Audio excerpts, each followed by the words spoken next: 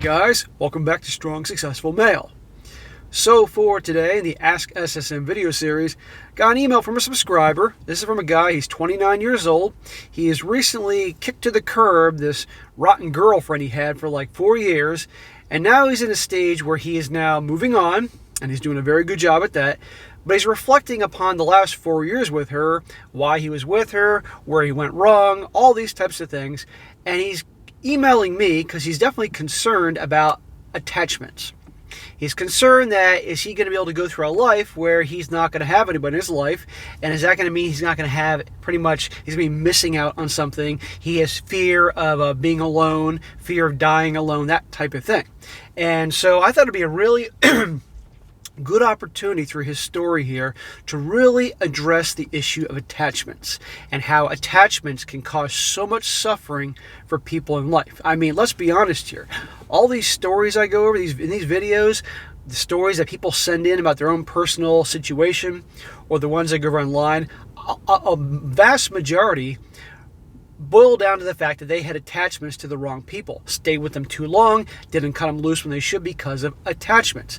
And if one can't really break down, understand attachments, the suffering they cause, how to develop a balance with attachments, you're in for a world of hurt and could be just like these guys. So anyhow, guys, I'm going to go through his story here. It's a little longer than normal, but it's not, ridiculously long. And then I'm going to address his questions and really talk about attachments, really dig deep into this whole thing. So hopefully it can help some people out from ending up in a bad situation like him as well as other people. So, starts off, he says, hey SSM, I've been listening to you almost every day while I'm at work for over a year now. Your content has helped me out a lot, and I'm still what you would call a relationship guy. I need your help and the community's help, and probably a couple smacks along the way too. Well, brother, you've come to the right place. I didn't film any videos yesterday, so my hand is ready for some smacking. A bit about me and my current situation. I just got out of an almost 4-year relationship with my girl about 6 weeks ago. I am now 29 years old and have a lot going for me.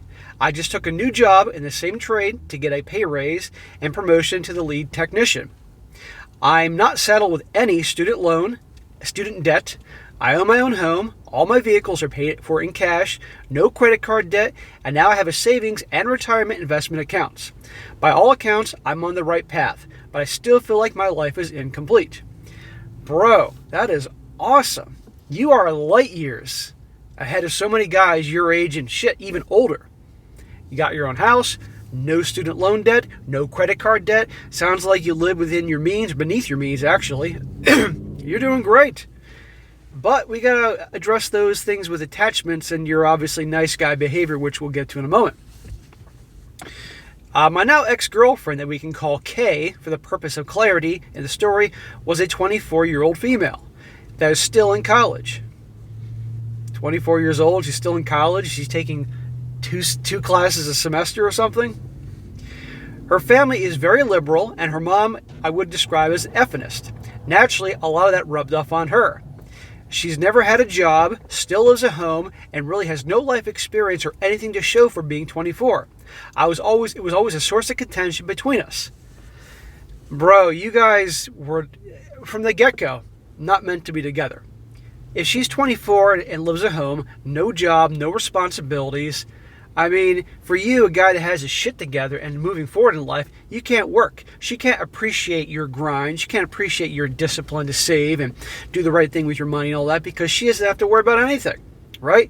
She's a woman child, right? Her parents have done a shit job with raising her if she has never had a job, never lived on her own, no responsibility, really. 24 years old. I mean, back in my mom's day, she said it was common for people to get married at 19, have jobs, have their own homes. This is back a long time ago, but 24 years old, none of this? You're not compatible. Looking back now with some hindsight, being what it is, I ask myself, why were you with her? Exactly. I want to smack myself for you, as I feel I wasted almost 4 years of my life always being the nice guy and putting her needs before my own. Smack. Yes, that is classic nice guy behavior. What I always say, 2 common traits the nice guys always have. They put the girl's needs ahead of their own, right? and they never check him on their BS. Right there. And wait till you see how she thanks him for all his kindness and putting her first and all that.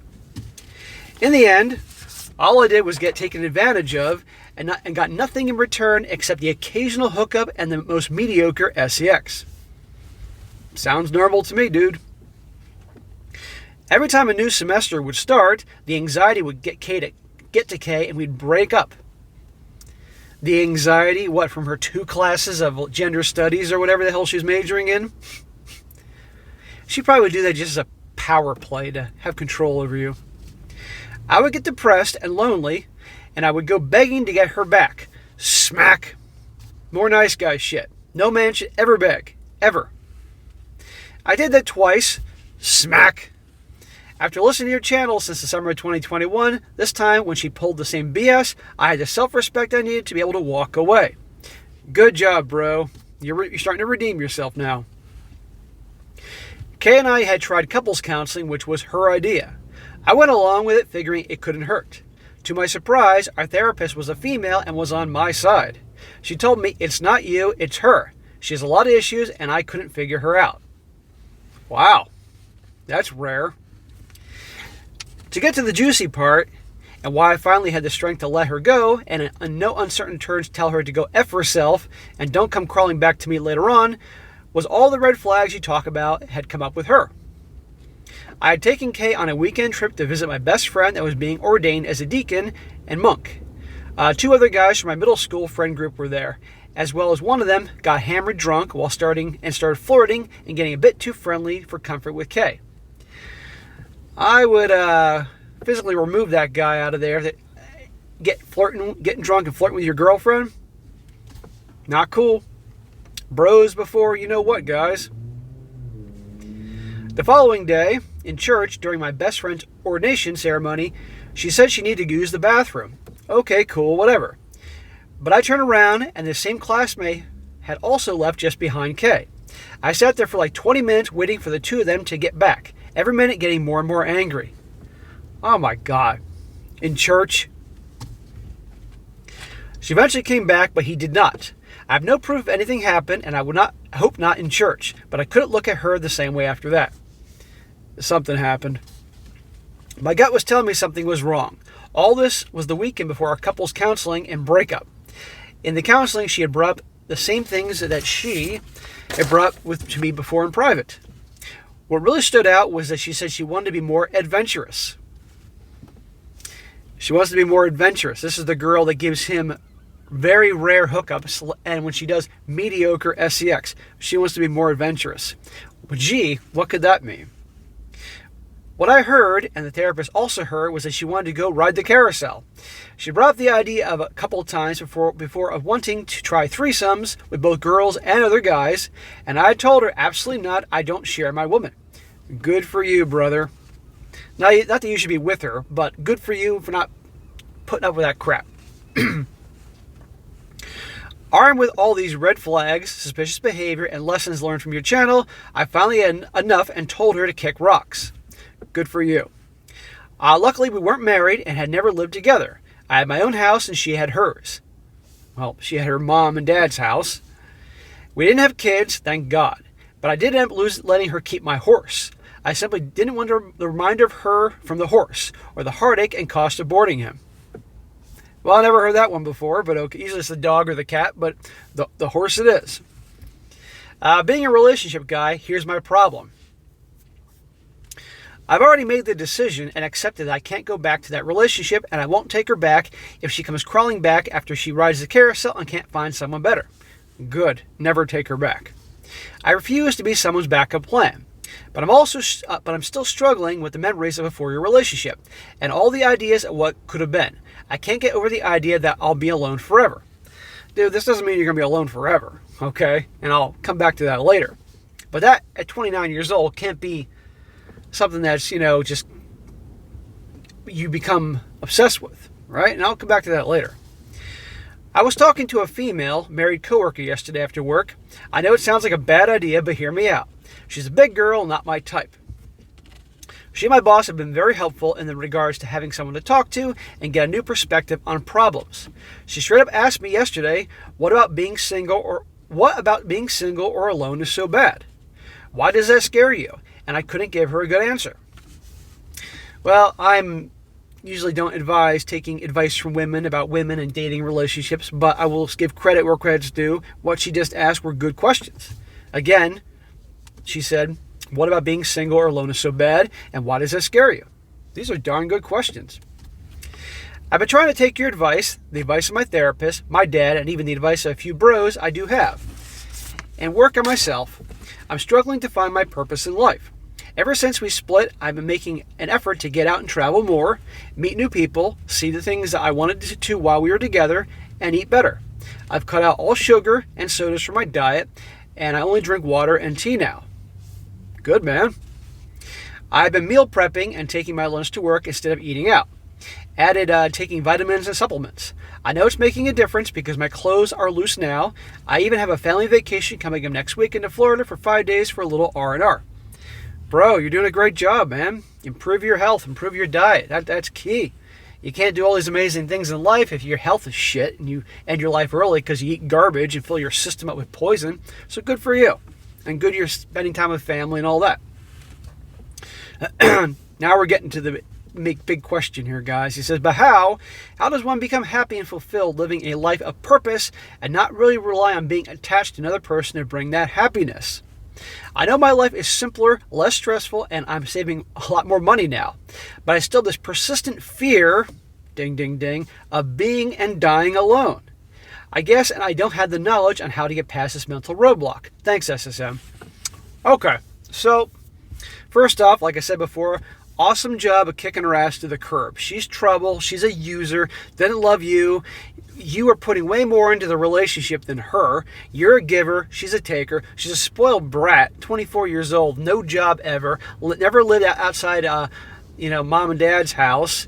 And not to mention, it doesn't help that she's an effingist. She's not going anywhere. Like, you guys are not matched at all on so many fronts. Aside from the fact of her wanting to be more adventurous, translation, go ride the carousel, all that. No. Good job kicking her to the curb. Block her and everything. Do not take her back because she will be back. Guaranteed, bro. And that's that. But now I think this is a very important time to address the main reason I chose this video. Discuss attachments. Guys, what I'm about to say is going to be a tough pill for some of you guys to swallow. But just like a good friend will tell another friend what they need to hear, even if they don't want to hear it. So I'm going to say these things I'm about to say, and some of you may not like it, but it needs to be said. There is nothing else in this world, in my opinion, that causes more suffering for people than attachments. Everybody has attachments to different things, but oftentimes it's usually to other people, okay? And what you guys got to understand, particularly you younger guys that haven't really come to grips with this, because when you can become older, you start really doing a lot of soul searching and looking at the world different than you did when you were 20s or whatever. When you get to your 40s, you really will, and you guys will agree with me here. Everything in life that love, whatever, at some point is going to vanish from your life. Okay? Seriously. Everybody that you're friends with, that you're in your family, that you love, at one point, they're going to die. They're going to be gone. Okay? Your parents, your family, your dog, your cat, loved ones, friends, they're going to die. All right? It is what it is. It's just how and there's nothing you can do about it. And loved ones, you get into relationships with, like romantic partners, most of the time those things are going to end. They're going to fall out of love with you. They're going to cheat. They're going to lose interest, whatever. Friendships come and go, okay? Some last a lifetime, but by and large, the people that that you hang out with now, you're not going to be talking to in 10 years. I mean, that happens. I mean, how many of you guys hang out and talk to people you went to high school with or college, right? Friendships, a friend may move away because of a new job. A friend may pass away. Maybe you no longer have as much in common. The friendship fizzles. They suddenly just ditch you because their wife or girlfriend doesn't like you. You see what I'm talking about here? Your dog and cats that you love so much that are like your kids. Eventually they're going to pass, okay? Or how about places that you become, say you have a job you love, right? You're in a job and career you love. Well, that job, that business, could end up going belly up. They could go out of business, and then you're looking for a new job. Or that a company you work for could get acquired by somebody else, and they now have to play by their rules. The company culture that you love changes. So I'm going with this. They always say death and taxes are the two most things you can count on in life. Two guarantees. Well, you can also add change. Change is always going to happen no matter what. So building attachments to all these things, people, objects, a job, it's only going to bring you suffering because they are going to end someday. This can also go for like a place where you live. You could maybe live out in the country. Well, maybe for whatever reason, a company comes in and builds a major place of employment, for lack of a better term, a campus or whatever, and all of a sudden people are moving there, they're flocking there for cheap land, and the whole community changes because all these people have moved in. So nothing lasts forever. Change is constant. So when you build attachments to people, to objects, to places, to things, they're going to change eventually. It's going to cause you great suffering. One of the most common things in all these stories, guys, when these guys have their hearts ripped out, is because they built up attachment to these women, and these women know this, and they can request open relationships, open marriages, take a break, all these things. And these guys, out of fear, because they're attached, of losing them, they'll go along and take a shit deal and be even more heartbroken because they're built up attachments. So you have to eventually get to the point that you cannot let these attachments affect you. You have to learn to be detached in a way. Now, it sounds very cold, okay? And the trick is trying to find a balance. So when it comes to people, friendships or relationships, your relationship guys, you can have these people in your life and enjoy their company and all that, but not so much that if they move away or the friendship fizzles or the girl breaks up with you, that your life is destroyed because of this, because eventually they will go, And when you reach that point, you're not going to be impacted by this stuff anymore. I've reached a point that there's nothing I'm attached to. Nothing. I enjoy the friends I have. I enjoy the 2 cats I have at home. I have enjoyed the place I lived for a while, amongst many other things in life, but I know eventually they're going to go. My dad passed away 3.5 years ago, and I love my dad, but he was getting older. The dementia was really taking an impact on him, and I knew it was his time, and I was sorry to see him go, but I didn't want him to suffer, and that was that. And I have great memories of my dad. My mom one day is going to pass too, and I love her, but it is what it is. It'll be her time. And I don't let it affect me in that way. And a lot of people think they can't do that, but you have to be able to let go and not let the attachments cause you suffering. Otherwise, you'll be like everybody else. Now, like I said, because I'm going through some notes here, you again have to find a way to develop a balance that you can really dig down and appreciate. You appreciate these people, these places, these things that you enjoy in life, but you realize they're going to go. When you really understand that nothing's permanent, change is a constant, then you might realize and not get so attached. Now, he mentioned before in the thing about he wants to have people in his life for happiness. Well, here's the deal. Guys, you have to learn to make yourself happy. You cannot rely on other people or objects to bring happiness to you. Otherwise, you're going to be sorely disappointed, okay? Until you can truly, A, be alone and be happy, and B, make yourself happy doing whatever it is that you enjoy, whatever your purposes, your goals, your hobbies. Until you can do that, and if you're relying on other people, like I said, you're going to be sorely disappointed, because what's going to happen is you're going to put too much stock in these people and have unreliable expectations, and they're always going to disappoint you. So you have to make yourself happy, and at that point then that's different. Now, you can also, I'm not saying now cut people out of your life because you now are not having attachments. That's not what I'm saying. Have people in your life that you can enjoy and have fun with, but the right people will only add to your happiness. You make yourself happy in what you enjoy in life and all that, and the right people come along in your life that you allow in, and they'll add on it, but you don't get attached to them. Now, also I mentioned that you need to learn to be alone, okay? You're never truly going to be able to cut people out of your life that are crap unless you can truly handle being alone. Now, I recommend to this guy, anybody else, I recommend, because he's obviously concerned about being alone and dying alone and all that stuff. Now, here's the deal. I would recommend anybody that's having problems with it to really do some soul searching and dig down deep as to why this guy sending this email or anybody else that has that fear. Why do people fear being alone and dying alone and all that? Is it because of decades of programming through movies and TV where they always try to show that guy who's gonna end up alone and try to make him feel bad for being alone and showing how bad life is alone? Because guess what? I know a lot of people that are alone and are actually quite happy. Or is it because maybe people are fearful of being alone and build attachments to other people because maybe as children they didn't get love from their family like they should have? That's a question there. Is it that they're lacking in some other thing? That's a question there. So this guy, if he has fear of being alone, fear of dying alone, dig down deepest and try to figure out what it is that really makes you feel that way. Because until you do that, you're going to have a hard time becoming detached, enjoying people but not getting attached to them, and you may end up in the same situation. This guy wrote this story in my opinion, he was with her for so long, even though she was an a-hole to him, because he had that attachment to her, because he feared of being alone. Okay?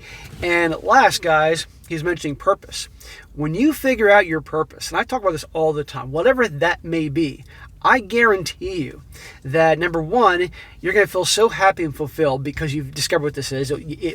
Whatever it is your purpose may be. Like my purpose is business. My business is, I love growing businesses, doing well, being successful, building wealth and all that. That's my purpose. And you can see that by enthusiastically do these videos 2-3 times a day. YouTube, which is a big business for me, is my purpose and I love it. Okay? And when you find what that is, all the other shit doesn't matter.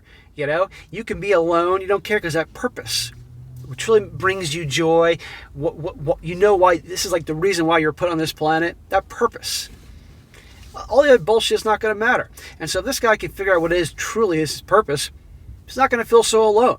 But until that happens, he may have problems. So it's all about, guys, learning about not yourself getting attached because attachments cause suffering. About finding making yourself happy, not other people make you happy, finding what it is that just excites you, that you can actually make a life's work. You put that all together, you're going to be in a good place. But to this guy here, take it day by day. Don't go rushing in relationships. You're doing awesome right now. 29 years old, your own house, no debt, doing well with your job. You're kicking ass. Keep moving forward. Figure out what it is in life that you truly are passionate about, that you can focus all your energy in. And that in itself will bring you happiness. That'll bring you joy. Okay? And you won't be thinking that you don't have some girl in your life or whatever it is to make you feel complete. Okay, that whole "you complete me" shit's a bunch of bullshit from Jerry Maguire. You yourself can be happy alone. You and doing what you enjoy, and you won't need anybody else. Because when the guys that can't make themselves happy and have to rely on other people are going to be sorely disappointed. Those guys have built attachments to women, and the women know this. They pull bullshit. When guys they put all they want their woman to make them happy. They'll do everything to make her happy, and that ends up turning her off. And they're too nice. They don't check her. They put her on a pedestal, sacrifice their happiness for them, and you all know how that turns out. So you can't do that. So I guess the point of this whole thing here about attachments is attachments cause suffering. Everything in life is going to change. Everybody you know is going to die. So you can enjoy your time with them, have a great thing, but don't get attached to them. Understand that everything will eventually be gone from your life, and you eventually become okay with that. And you find the things that you like to do to make yourself happy, and you're going to be okay. And there's nothing wrong being alone. Now, when this guy does this, eventually he'll be in a place that if he can really get to this point like I am, then he can have a chick in his life that he will have a good time with. He's not going to, because he knows that she's not going to be, that he knows that he can make himself happy. He's not going to build an attachment to her. He's not going to try so hard to be so nice and give her everything, which will make her lose respect for him. If she's difficult, he'll check her. And if it goes too bad, he'll kick her to the curb. That will then cause the woman to respect him more and therefore not pull any bullshit. And therefore he can have that balance where he can have a girl in his life because he obviously is a relationship guy, but he's not so desperate to keep her around that he acts weak. You get my point. So, bro, take your time. Just because you don't have anybody in your life now, which you shouldn't because you got to heal now, and you got to work on yourself, doesn't mean down the road you won't have a chick. And I think as more you work on yourself and you learn to let go of these attachments and dig down deep as to why you feel the need to have these attachments and are fearful of being alone, when you address that and fix that, then you'll be in a place that you can have relationships, because then you won't be so desperate to hold on to somebody out of fear of losing them. So, I know I've been going around and around here, but I think it's a very important thing to address. So, bro, I hope that helps. I hope that helps to anybody else that may have this issue as well. So, all right, guys, that is it for today. Be sure to comment down below. Let me know what you think about this. Let me know what you guys think about the whole attachment things, how it causes suffering. If you guys have had experiences like me where you've eventually learned to let go of these things, let's hear about it. And be sure to like the video, share with your friends, and subscribe. And I'll catch you next time.